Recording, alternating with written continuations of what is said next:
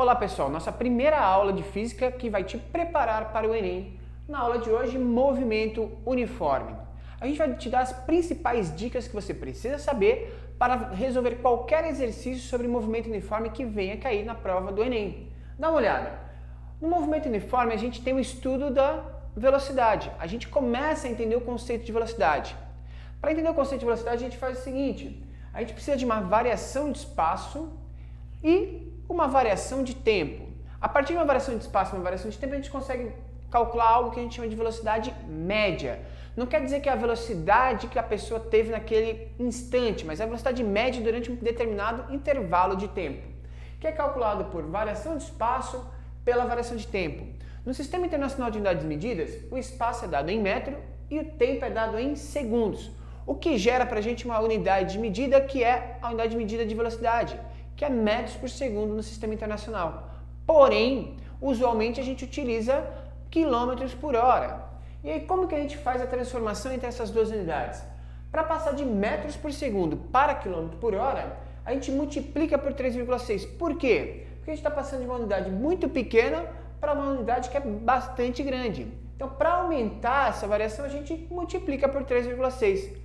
Para fazer o processo inverso, de quilômetro por hora para metros por segundo, é só dividir pela mesma constante, 3,6. Não esqueça essa unidade.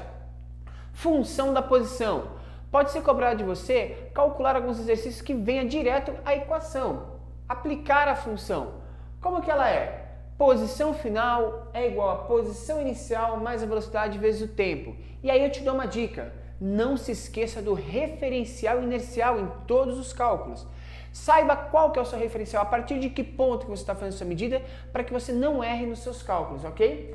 Essa equação é conhecida como equação do sorvete, ou alguns professores chamam de Deus vê tudo. Dá uma olhada que você já ouviu falar sobre ela. Gente, outro ponto importante que o Enem cobra sobre movimento são as análises gráficas. Talvez são os exercícios que mais são cobrados no Enem, analisar gráficos. E no movimento retiro uniforme nós temos dois gráficos que são importantes. O primeiro é o gráfico da velocidade por tempo. Lembrando que o tempo sempre é colocado no eixo horizontal, eixo das abscissas, ok? Vamos lá. Nesse gráfico de velocidade por tempo, como a gente está falando de movimento que é retilíneo e uniforme, a velocidade é constante. Então vai dar sempre uma reta horizontal, certo? E o que é importante nesse gráfico? A área desse gráfico nos permite calcular a variação de espaço que o móvel teve durante o movimento. Um segundo gráfico importante é o gráfico da posição pelo tempo. Nesse gráfico, a gente vai observar a inclinação das curvas aqui, das retas. Nessa inclinação dessas retas, a gente vai verificar qual reta está mais inclinada. Aquela reta que estiver mais inclinada, ela vai ter velocidade maior, ok? No nosso caso aqui, a retinha azul representa um móvel com velocidade maior do que a retinha vermelha, certo? E um último ponto aqui que é extremamente importante, que é muito cobrado, exercícios de ultrapassagem. Nos exercícios de ultrapassagem nós temos duas possibilidades, os dois móveis indo no mesmo sentido ou eles em sentidos opostos. Nesse caso, se eles estiverem no mesmo sentido, a gente vai calcular algo que a gente chama de velocidade relativa, que é a velocidade de aproximação ou de afastamento desses elementos. Quando eles estão aqui indo no mesmo sentido, a gente vai calcular a velocidade relativa a partir da subtração da velocidade dos dois, a velocidade do que está atrás menos a velocidade do que vai à frente. A gente vai ter a velocidade de aproximação.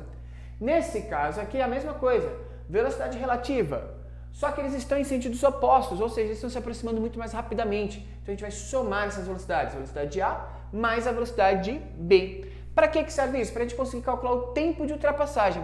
Como que é calculado isso? O tempo de ultrapassagem vai pegar a distância entre eles, quando eles começaram esse movimento, e a velocidade relativa entre eles, que a gente acabou de calcular, que é só uma subtração ou soma de velocidades. A partir disso, você já tem o tempo, o instante em que ocorre a ultrapassagem. A partir desse instante que ocorre a ultrapassagem, eu posso pegar a velocidade de qualquer um deles, substituir na equação da função da posição e achar a posição de ultrapassagem. Ah, você não entendeu muito bem esses conceitos? Não se preocupe, a gente vai ter aulas de exercício para te ajudar a compreender melhor esse sistema. Valeu, gente! Até a nossa próxima aula!